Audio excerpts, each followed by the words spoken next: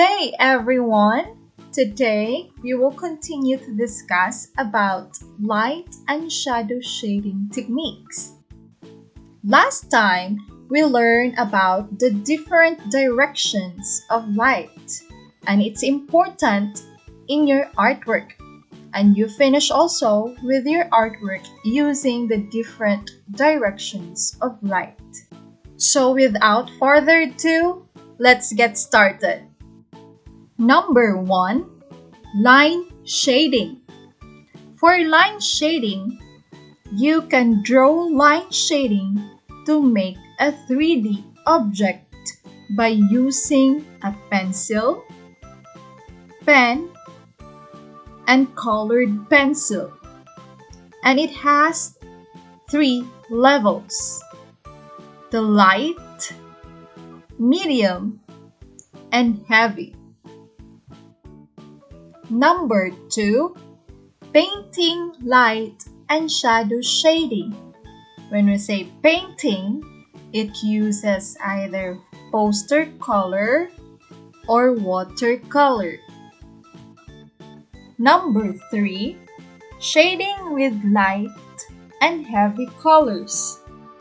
To provide light and shadow on the black, the side facing the light should be lightly colored.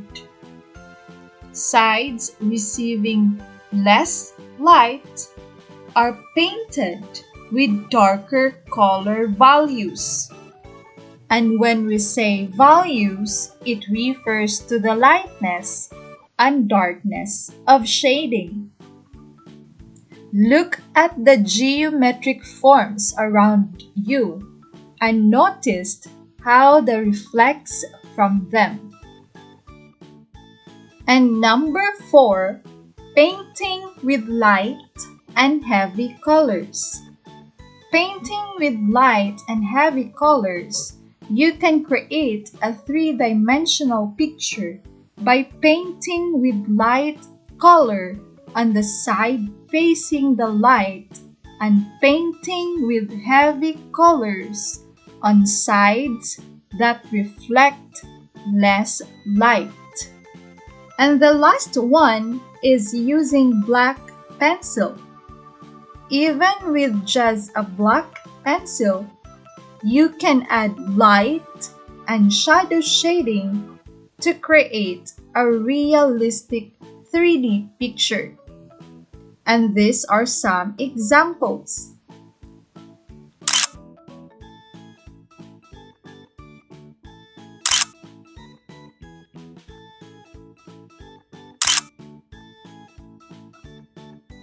So those are the 5 light and shadow shading techniques. Number 1, line shading. Number 2, painting light and shadow shading. Number 3, shading with light and heavy colors. Number 4, painting with light and heavy colors. And number 5, using black pencil. For number 1, don't forget line shading that we can use pencil, pen, and colored pencil. And it has 3 levels: the light, medium, and heavy. I hope you understand and learn something today. Now let's proceed with cast shadow. In addition to shading an object to show where light is coming from, we can also create shadow on the ground or behind the object. When light cannot pass through an object, there will be a cast shadow on the ground or behind it. The cast shadow makes the picture appear more realistic. Stand in the way of a beam of light from a torch. Ask your friend to stand behind you and spot the beam of light. Your friend will see no light since your body did not allow it to pass the light. Whenever light is not able to go through an object, it creates a dark area around the particular object. This part where the light cannot reach is called a shadow. Opaque objects build clear and dark shadows. This is how shadows are made. You can have many numbers of shadows depending on the number of light sources. Shadows keep changing throughout the day. They're longest in the early morning and in the late afternoon. At noon, when the sun is directly overhead, shadow is tiny, or there's no shadow. The position of the sun changes throughout the day, which changes the angle at which the sun's rays fall on the ground. This is why you see different sizes and shapes of shadows. Show the chart to your friends. In the morning, your shadow will be long. At noon, it was small, and in the late afternoon, it's long again. Light and shadow in scenery pictures. Scenery pictures show the local geography, such as rice fields, forest, sea, and so on. Drawing a scenery picture in 3D style will make it look more real.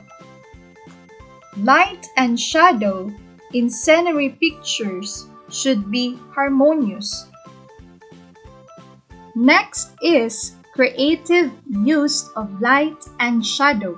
When you understand how light and shadow can make a picture look realistic, you can use your imagination to create extraordinary and surreal visual art effects. Creating artwork like this is the mixing of basic knowledge with imagination of you to present a new, different, and beautiful artwork perfectly. Innovation and creativity brings about great things. So that's all for today, class. I hope you understand and learned something today. By next week, I will give you a unit test. So please study this unit for your exam.